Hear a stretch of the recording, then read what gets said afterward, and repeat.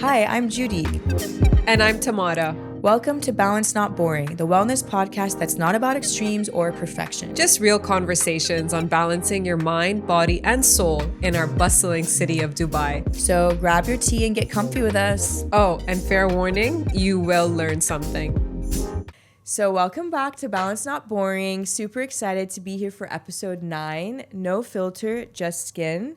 And it's called What's True and What's Not with Dr. Lana Kashlan. Hi. Super happy to have her here.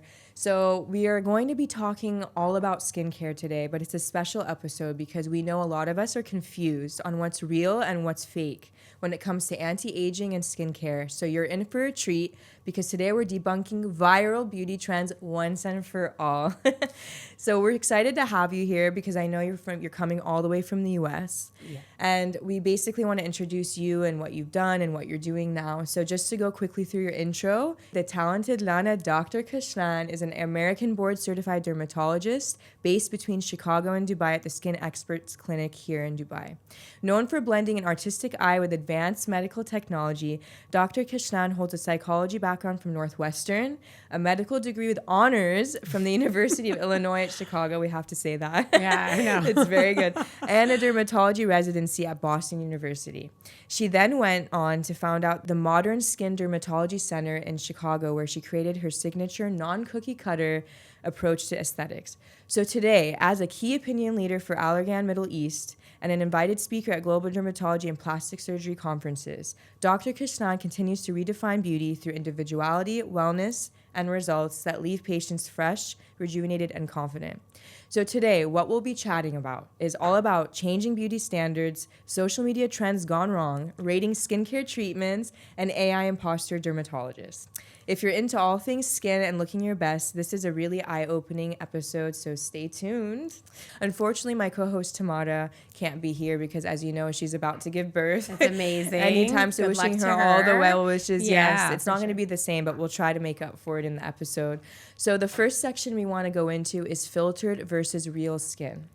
So first, to understand about your career and where your mentality is. We know you've built such a respectful career in Chicago and Dubai at this point. So what was that aha moment for you where you realized dermatology is it? Yeah, so it sounds kind of cliche, but actually, as a teenager, I had really bad acne. Okay. And it wasn't until I went and saw a dermatologist, and actually she put me on Accutane after trying a million different things and me feeling so frustrated that I was able to clear my acne, and it really transformed everything about my life. It gave me more confidence. It allowed me to feel more comfortable in my own skin. It helped me feel more secure. And it just really changed things for me. And so I was so moved by her and what she did for me that I knew that this is what I wanted to do. So it's something that I'm super passionate about. I love taking care of acne patients. I love treating acne scars because I just firsthand know how impactful those treatments can be for a person. And it's honestly the greatest privilege of my life, taking care of other people in this way. People forget, though, there's two sides to, like, the aesthetics world. Yeah. There's medical, and then there's the actual, like, the aesthetics, right? So definitely. What do you find kind of drives you daily? Like, what are you most excited to treat? Is it which side of the coin? For me, they really go hand in hand because the most beautiful skin is healthy skin. So when patients come to see me, the first place we start is, I'm really evaluating their skin from a health perspective, making sure that there are no underlying skin conditions like acne, rosacea, melasma, psoriasis, eczema, those types of things. So we've really focused first on clearing up those issues. Yeah. And then after that, though, we can really appreciate, first of all, the quality of their skin, and then we can start moving forward with more aesthetic things. Got it. And you studied psychology before. Yes. So do you think that helps you with your patients, like connecting with them? Oh my God, you have no idea. I always joke that a lot of my job is like, I'm like also a therapist.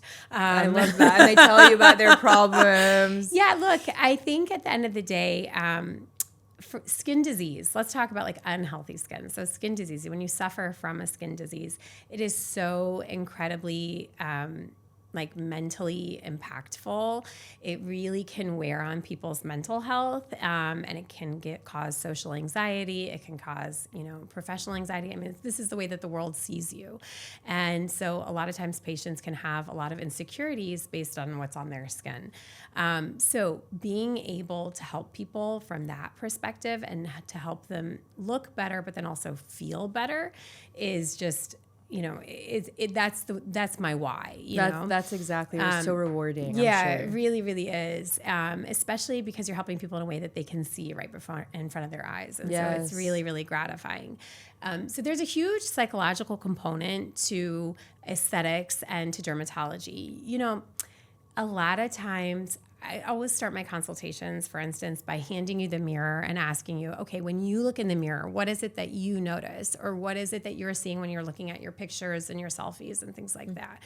Because a lot of times what I see and what the person is seeing are not necessarily the same.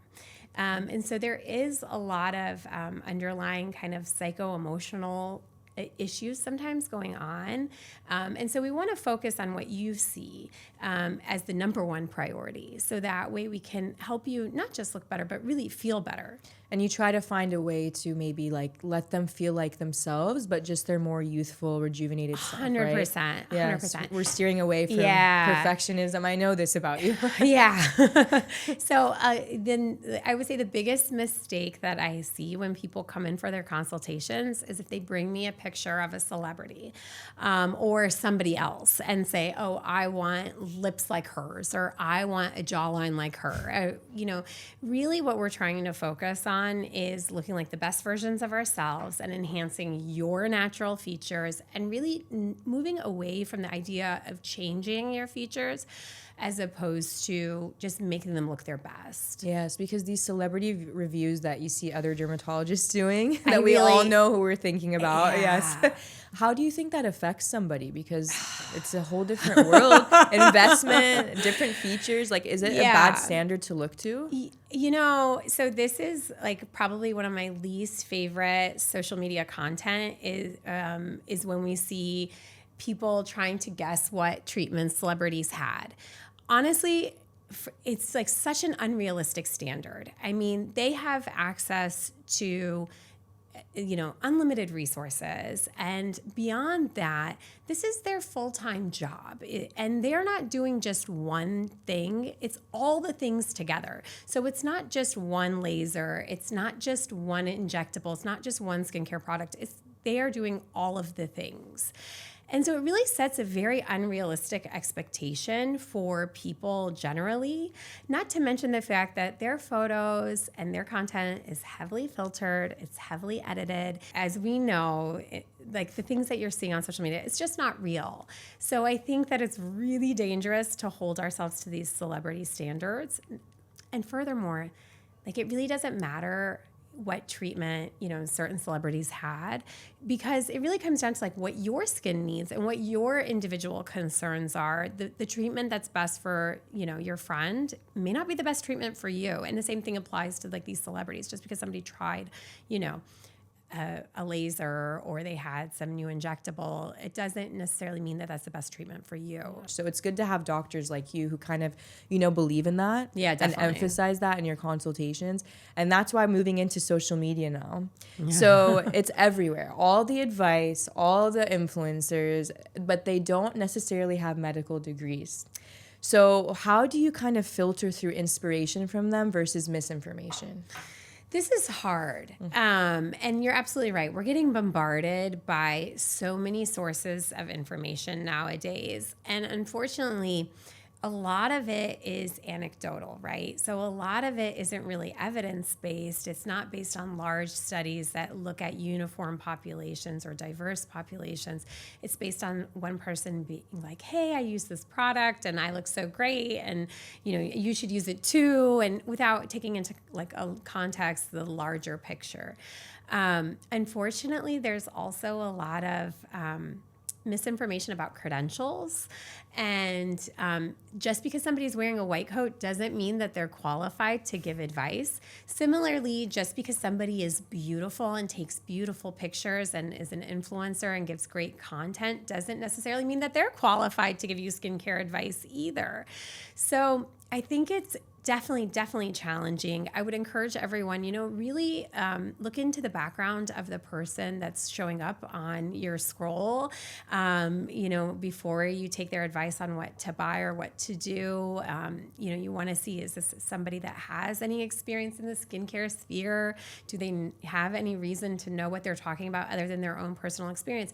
And personal experience isn't a bad thing. Don't get me wrong. Like, it doesn't, I know a lot of people who are super passionate about skincare, who are so knowledgeable about skincare, and who are on social media giving advice and things like that. And that's not to discredit them at all, but you just want to make sure that you're also doing your own personal due diligence, and investigating things before you start using them. I mean, even like we can go as far as ChatGPT with AI. Like that's it's own like virtual doctor. I mean, I'm not gonna lie. Ooh. I've definitely searched like, what does this mean? Like, because it does come up with all the research. It does it for you and through the algorithm. So what would you say with AI in terms of ChatGPT or just like AI imposter dermatologists? Like, that's scary. This is super scary. I mean, because I'll tell you, it's actually really just recently there was this dermatologist who was going viral all over the place. I mean, I must have scrolled past her videos like a million times. And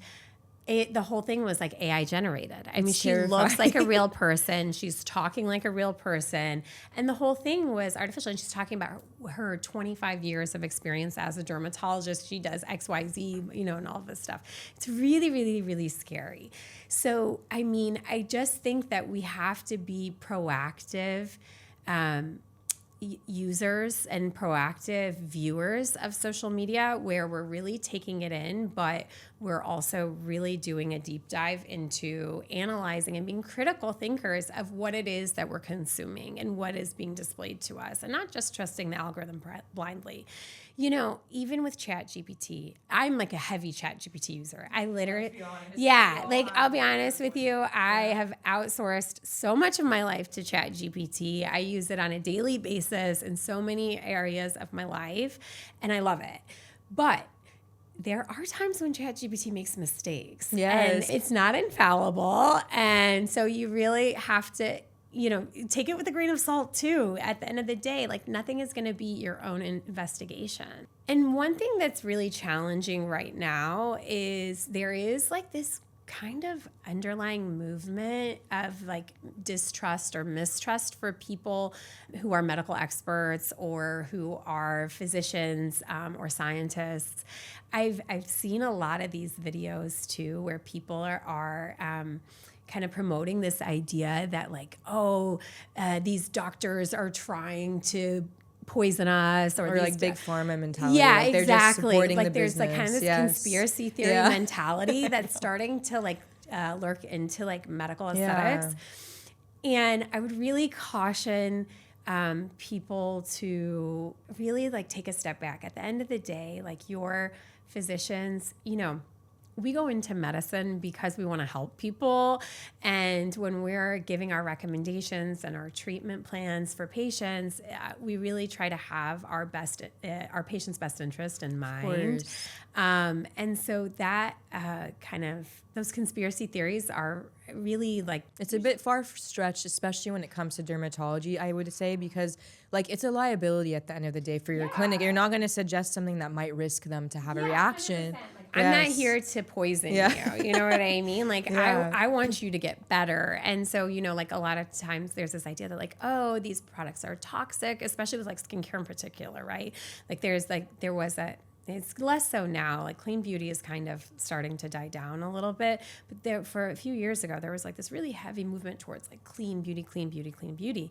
And there, of course, like, we do want to stay away from things that could be potentially toxic. But at the same time, we don't need to be suspicious of everything. Like, you pick and choose your battles with it. I mean, I work now in the clean skincare business, and I know there's some products medically that are better that you would need for something Yeah. versus a clean product. It's good long term, but it's gentler. Yeah. It's not necessarily going to solve a problem for you. Exactly. You know, you pick and choose, or you can have a combination, but as long as you're not putting something that's going to like kill you over time, you know? Yeah, of course. Yeah. Exactly. Clean skincare, we say this on my platform all the time. Like it might cause a reaction for some people if they're, let's say, allergic to aloe vera. Yeah. You need to try it on first. Yeah, totally. Yeah. And that is always something, like whenever it comes to trying new products, like I always tell patients, like a lot of things, you know, they feel differently to different skin types. And so some things you need to try, and then you see like your skin may not like it or your skin may love it. And what works for one person, again, it may not work for somebody else. So it kind of goes back to that. It's a very customized, very individualized approach. So on that note, we're also seeing trends of like a universal trend, whether it is social media infused or not, but probably so because it's like the glass skin, for example. Yeah. What would you say like for people who, let's say, can't achieve that because they have currently some skincare issues to deal with, or again, the investment that they don't have right now? Like how can somebody achieve like their best skin without going for these extremes? Like what is glass skin anyway? Like, you know, that sounds already something unattainable to me. It totally. So look, real skin has pores and texture and pigmentation and lines and wrinkles. And if you didn't have those things, you would look completely abnormal. And it does kind of go back to this idea of like, you know, the filters have really skewed our perception of what's attainable and what's not. But I do think that it's kind of similar to what we used to see, you know, years ago with like beauty magazines and Photoshop, you know, in the print ads and things like that. You never see texture, right? And you never see lines and you never see pigmentation. And so it develops this idea that like, oh, your skin should look perfect all the time. And that's just not real. You know, I'm a dermatologist. I have access to the best of everything. And like, guess what? Like I have a breakout right now. You know what I mean? Like sometimes it just happens, guys. Yes. Like we're humans. Your skin is a living organ and it goes through periods of dysfunction. And that's why your dermatologist exists, to help you get through those times. And so I think that going back to your question though, about like what glass skin and is it attainable? I think the idea is really like we're looking for things that will help to, number one, make the skin look smoother, brighter, more radiant. Healthy skin is the way to get to glass skin. So we do have to correct any underlying, you know, medical conditions. So whether that's acne, whether that's sun damage, you know, depending on whether it's rosacea causing redness or irritation. So we do have to address those things in order to achieve perfection. Yeah, like the optimal, means. yeah. But I think healthy skin, when you say it like that, it feels so much more like just like down to earth. Yeah. For us, like, okay, healthy skin for me would be like optimizing my pore size, like not removing them because you need them to remove toxins from your body. Yep. So there's like if you start to change your mentality on like, to look my best, I don't need to look like a porcelain doll. Yeah. I just need to optimize every part. I think you really like nailed it. Like the idea is that achieving something that looks great as a whole, it's really about the sum of all the parts that goes into it. So it's, again, it's not just one thing. You know, balance. It's Always about balance. So it's really not about chasing like, oh, I'm going to be like totally wrinkle free. Well, like if you're totally wrinkle free, but then you're like covered in sun damage and you have so much pigmentation. So think about the big picture and do it slowly, where you're not aggressively harming your skin with these overnight treatments. And what would you say with filters? I think that those obviously can like, I guess they induce this mentality of like, I want to look like this filter. Definitely. Do you think it would be helpful for Instagram to have a disclaimer? You know, I think that is a great idea. So as much as I can, I always try to make sure, like I turn off like on TikTok their retouch filter because it's kind of automatic, I think. Yeah. And then even with Instagram, like I always try not to use any of the filters if I can, because we really want to help promote the idea of like, this is just normalizing what normal skin looks like or what real skin skin looks like.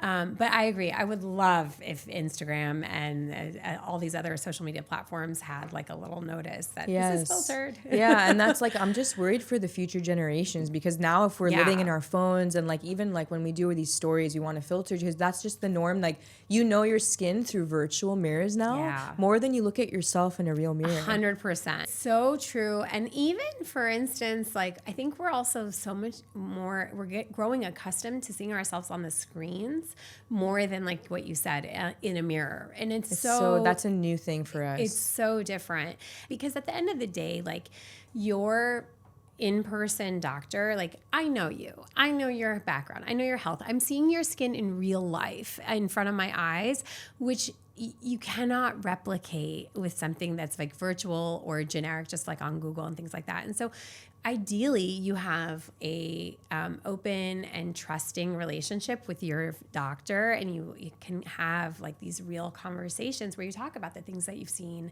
And then we can say some of the things that you're bringing to the table are absolutely valid, real things. Not everything is fake. Yeah. You know, we want to make sure that we're dispelling things that are not. Yes, exactly. So we want to do the fun part now, which is the rapid fire debunking. Let's and do I would it. love for you just to answer in one sentence if you can try. Okay, It's I'll very try. hard, I I talk a know. lot. We always pressure the guests like one sentence only. But anyways, so we have all these questions that we've accumulated from our followers and from just us. Like, we're curious. Yeah. So, collagen powder, even good quality grass-fed, whatever. Yeah. Is it proven to help with hair, skin, and nails? Okay, the truth is we don't know. Okay. So some studies show that it's helpful. Some studies show that it's not helpful. Truthfully, the studies that we have are not large enough to be really great data yet. That being said, there are some indicators that are really compelling that, this is not one sentence answer. It's okay.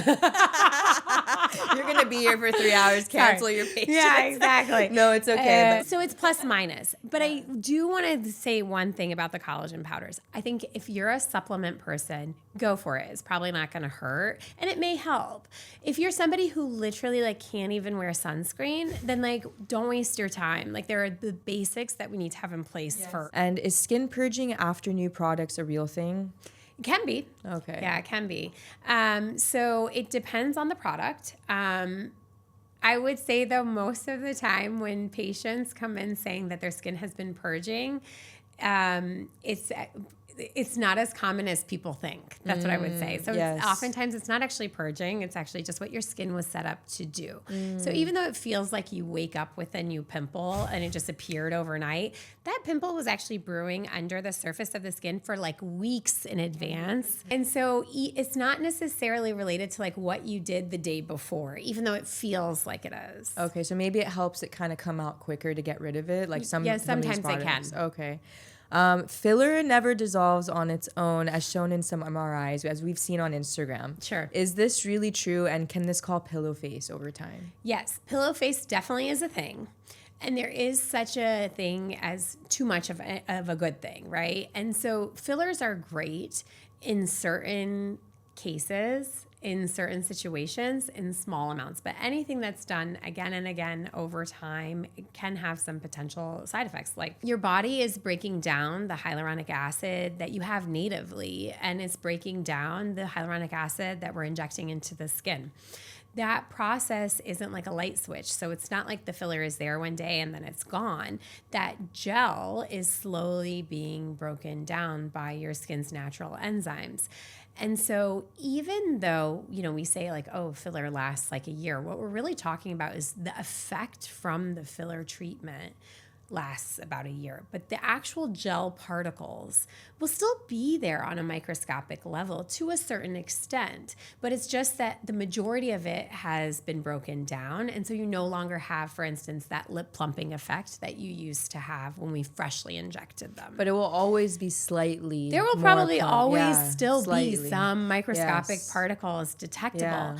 And so because of that, we want to be really thoughtful with how much filler we're injecting injecting, how frequently we're injecting, where we're injecting it in the face. And the kind of filler, right? Because you Yep. did a video, I remember, Yeah. like there's thicker, There's thinner. some fillers that are thicker Yeah. that will last longer, and then there are some that are thinner that won't last quite as long. Really, the choice of which filler to use depends on the site that we're injecting and what we're trying to achieve. You know, the chin, for instance, doesn't feel like your lips, and so we want to use different fillers depending on where we're injecting it. So I don't think we need to say, oh, fillers are terrible and we should stay away from them completely. But I also think that we need to kind of move into a mindset of thinking about things that are going to be more kind of beneficial to the quality of your skin over time. So for instance, nowadays I'm doing a lot more collagen stimulators than I am using regular fillers. So more and more my patients are looking for things that are going to benefit them long term. And that's where you have injectable collagen stimulators like Sculptra or Radiesse. Those are the kind of the two biggies that we use nowadays. And so we're kind of leaning more into those than we are with regular hyaluronic acid fillers, because hyaluronic acid fillers are great. They give you kind of like an instant result, but they don't really do anything to modify the skin long term. And I would say, especially most of my patients are like you, who are looking for healthy skin. They're looking to look their personal best over time. We want to do things that are going to kind of optimize our skin long term, not just look great right now when we're young and we have healthy skin. And there's a time, like there's a place for filler where it's to fill, like say, a gap or a void. Like absolutely. that makes total sense versus like just putting it in over and over where there's no more like shape to your face. Exactly. So it's about the doctor, I think. Totally. Definitely. Okay. NAD plus IVs. Do they really give you youthful skin? Okay. So also too early to tell. I don't think it's like a must have, but that being said, there is a growing body of evidence that shows that NAD can be really helpful. It definitely helps in terms of energy level, in terms of kind of giving an overall sense of rejuvenation, fighting, fatigue, mental fog, that type of thing. But we just don't really know yet in terms of the skin how helpful it's actually going to be. But I can't emphasize enough. Right now, one of the scariest skincare trends that I've seen, especially in this past summer, has been a real love for tanning.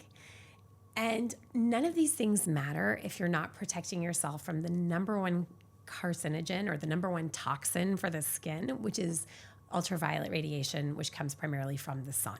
So I wouldn't worry too much about these extra things if you're not doing the basics. And I'm seeing too many people, especially now, it's the end of summer. So many of my patients are coming in with the leftovers from their summer tan. And truthfully, you should be the same color all year round. Whatever your color is, that's the healthiest color for your skin. Got it. I don't change color. So if you're changing color, a tan is a sign of sun damage, ultimately. Wow. So it So is, scary. there's really can't emphasize enough. And I think people really don't know that. Well, and we don't talk goodness. about it enough. Yeah, they don't. So I get it. It's nice to have a glow. I encourage you to spray tan. I encourage you to use self-tanning lotions. Self-tanning technology has really come a long way where it doesn't look orange. It doesn't look streaky. It can look beautiful. It's easy to use, widely available, and relatively inexpensive nowadays. So if you have to have a tan, then I encourage you to do it that way. But ideally, we would love to see people embrace their natural color. Okay. So does retinol really thin the skin over time? No. So actually, it really does the opposite. So this is one of the most well-studied ingredients. This isn't my opinion. This is a fact. Retinols promote cell turnover, which then sends a signal to your skin to start producing more collagen. It actually makes the skin thicker over time. What it does do, and the reason why people think that their skin is thinning, is it does increase cell turnover. And so you might have a little bit of exfoliation or peeling or flaking when you first start using it.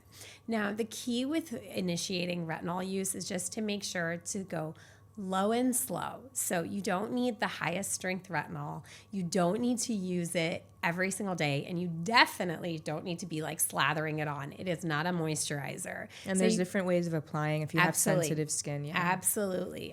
So you want to take that into consideration. So start off using it just once or twice a week, using just a pea-sized amount. Use lots of moisturizers with it. Some people like to use what's called the sandwich method, where you apply your moisturizer first and then the retinol and then moisturizer on top. It just kind of depends on how well your skin can tolerate it, and you can slowly build up to using it more frequently. So how about pore size? Can you shrink it permanently? No.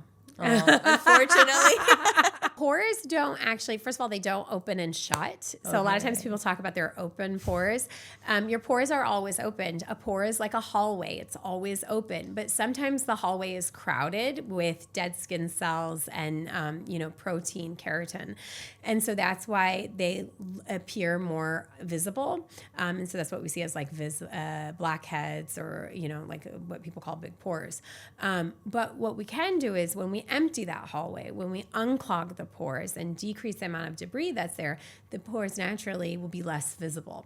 In terms of changing the size, there are some things that we can do that will, again, minimize their appearance, but nothing that will really get rid of them completely. Okay. Does using the Geisha tool really help with lymphatic depuffing and sculpting, or is it temporary? So it definitely will help improve lymphatic drainage for sure, facial massage, and it doesn't matter what type of tool you're using. Even with your hands, aggressive facial massage will help get rid of swelling.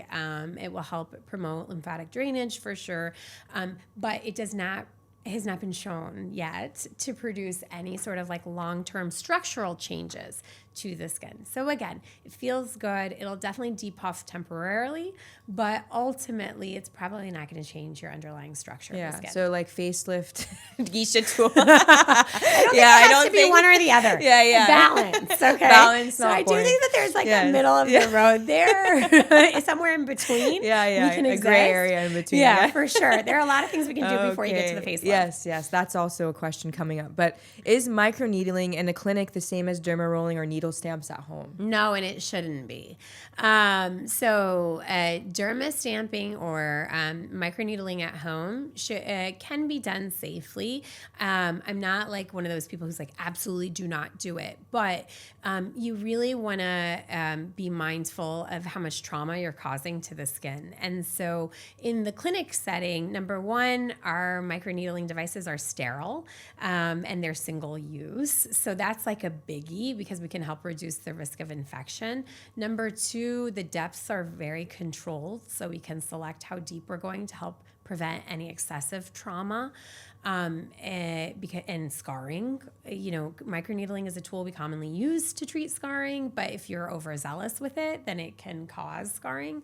So I don't think that you have to be microneedling or stamping at home. If you choose to do so, just be mindful that you're not overdoing it and causing more harm than good. Yes, anything in excess isn't good, right? Yeah, exactly. Moderation. Yeah. This is the name of the game. Exactly. Okay, red light therapy daily at home will help with anti-aging, or not really? Yeah, it will. Okay. The thing about red light, though, is that you have to be consistent with it. And again, you have to keep it into context. So it's not a magic wand where if I'm doing red light, but then I'm tanning all year round, it's not going to make a difference. Or if you're smoking, obviously smoking is a biggie in terms of aging the skin faster. And so you want to make sure that you're balancing out all of these extrinsic causes of aging of the skin. Got it. And this is a big one. So Botox. We hear lots of mixed things about Botox from, the non-doctor influencer types. But listen, again, at Balance Not Boring, we're not anti. We just want to do it in a safe, healthy way to feel our best, right? So basically, preventative Botox, what do you think about those in your 20s? Are they a money grab or real? And what are the risks of starting too early in terms of muscle atrophy? Okay, so hot topic for sure. I personally am not a believer in preventative Botox, in the idea that you have to start doing this at a certain age, and if you don't, that's it, there's no hope for you. Again, for me, doing any type of aesthetic treatment, it really comes down to really identifying like if something's bothering you, where it's to the point where when you look in the mirror, this is all you see is that like forehead line or those crow's feet, then let's address it. We can do that in a safe way, in a controlled way, that doesn't have to be excessive. But if it's the kind of thing that like, you know, you're just like in your 20s or even in your 30s and you're coming to me for a consultation and you're really not bothered by the lines, then don't do it just to don't do it. it. Yeah, there's no need. Even if you come to me, you know, much later in life and you have lines that are kind of etched into the skin, yes, it's going to be harder to erase those lines, but there are a lot of things that we can do to minimize them. So I really think that Botox and when to start it is like a very personal choice. I don't think there's a right or wrong answer. And I think the idea of people doing it when they're very young is kind of excessive and unnecessary. Yeah, so part of it could be like a little like, preventative. You get them in earlier, they stay with you long term. Like there's a business side of things. Definitely. Yes. I do think that's real, unfortunately. That's real. Yes, okay. And where does it metabolize? Like when the Botox, like you say, dissipates, where does it go? Where does it go? Yeah. I'd love for a doctor to answer my question, not ChatGPT. Yeah, yes. absolutely. So that's a really good question. So one thing to keep in mind when we think about the safety of Botox, the majority of the Botox that's injected by far and away is taken up by the nerve ending. And so it's really not going into the bloodstream. And so that's why it's very safe when we're using it in these really small doses that we're using to treat lines and wrinkles. It's very safe because you're really not getting a lot of systemic absorption of it. So that's important to keep in mind. And so essentially over time, the amount of particles just get used up. And so they get broken down and cleaved into tiny little proteins that ultimately are metabolized out. So they're not lingering. Botox is not like filler where it's lingering around. Once it's gone, it's gone.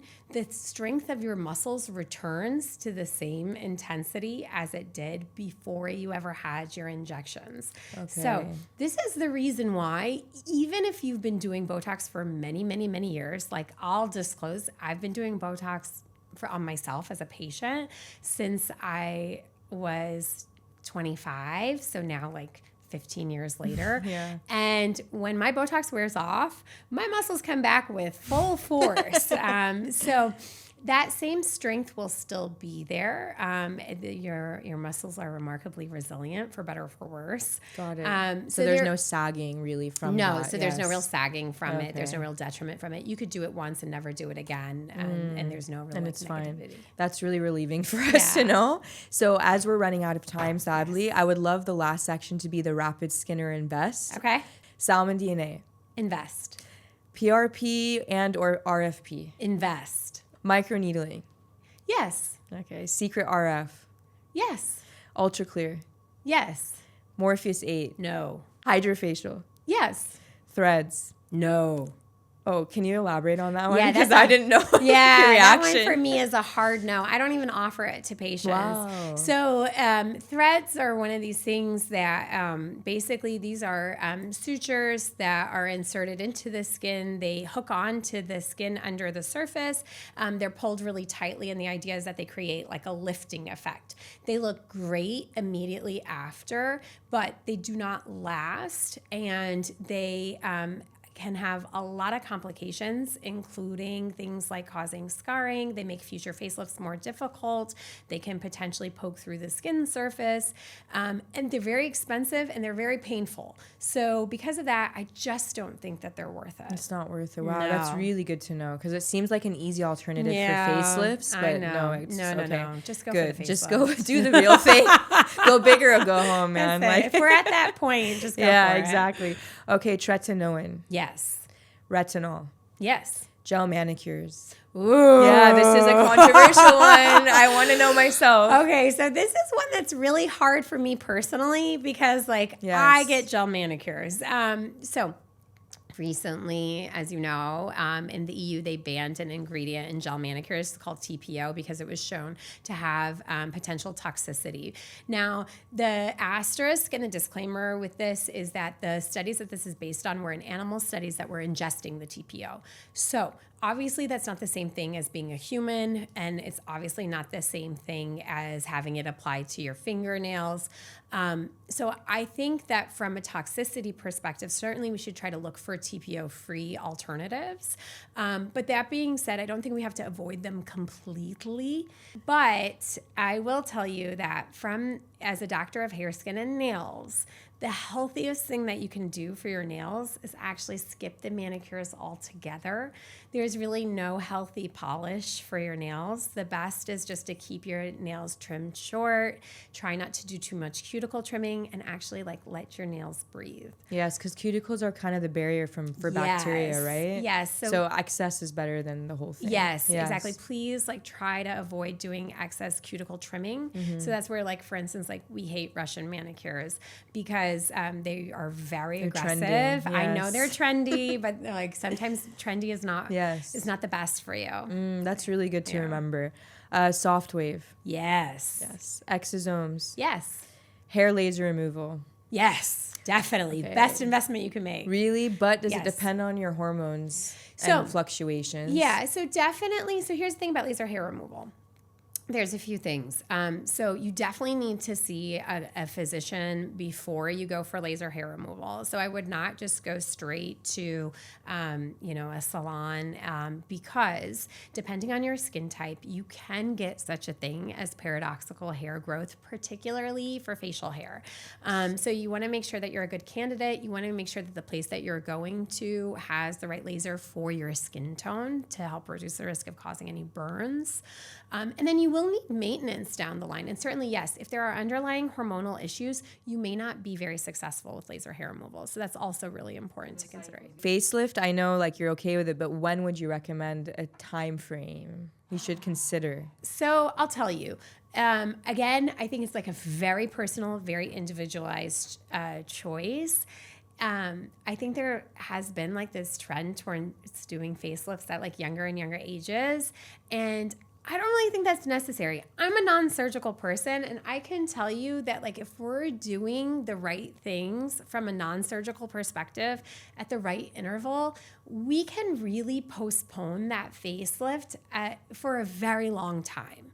So I'm not going to say that you'll never need a facelift, or that you'll never want a facelift, but I do think that we can really postpone it to where you're doing it at a time where you feel comfortable with that choice, not feeling like you have to do it. And considering facelifts are known over 20 years, they might need another maintenance. One. Exactly. Yeah. So if you start so early, what's the point? You know, at least push it towards later. I mean, at the very least, I think that nowadays our non-surgical things are so good that we don't necessarily have to jump to doing the facelift if we haven't exhausted those things first. But I do have some patients who I'll tell you that I do have that conversation with them where I tell them, you know what, I think it's time for a facelift. I don't think we can get much more improvement in the laxity or get you what your goals are. So it's really a personalized approach at the end of the day. I For love sure. that. And I love that you have that mentality because we want to, now with filters and the AI and all of this, it's there's still the personal touch, especially with your psych degree. I feel of hearing people out, seeing what really concerns them and making them feel better. Because that's the job, right? You want them to feel better leaving your office. Absolutely. Not worse about themselves. No. Yes, because that can happen where you're oh, I didn't know. I've been to doctors who are you need to do this actually too. I'm I didn't even know that was a thing. Yeah. So you're kind of oh, wait, it's a very delicate conversation. You know? Definitely. Yeah, but thank you so much. I really, really you. appreciate you came. And do you want to leave our listeners who feel insecure about their skin or have any questions on their mind, what would be one thing you want to leave them with from this conversation? I really would encourage your listeners to kind of just keep in the back of your head as you're moving through the world. Just keep in the back of your head that the things that you're seeing online are not real. So they're just not. What's real is you sitting right here in front of us. And so nothing will beat an in-person consultation with a board certified dermatologist or plastic surgeon, somebody with experience and credentials. in terms of like assessing your skin, nothing is going to beat that. And this idea of what you're seeing on social media platforms, like take it with a grain of salt, because these things are not what they seem. So thank you, Dr. Nana, for sharing your you. valuable perspective and for joining us all the way from the US. We're so lucky to have you here. Thank you so much. And you remind us that great skin isn't about perfection. It's about confidence, individuality, and taking care of ourselves in a healthy way, most importantly. And so where can people come see you for a consult while you're here? Sorry. Yeah, so in Dubai, you can always find me at Skin Experts Polyclinic in Jumeirah. And then, of course, in the US, I'm in Chicago. Amazing. Yeah. So we will link your handles in the show notes so you Awesome. can follow her on her personal and also at the clinic. So until next time, remember, filters fade, but healthy skin and self-confidence are what really lasts. Oh, I love that. Cheers. Cheers. Thank you. Thank you.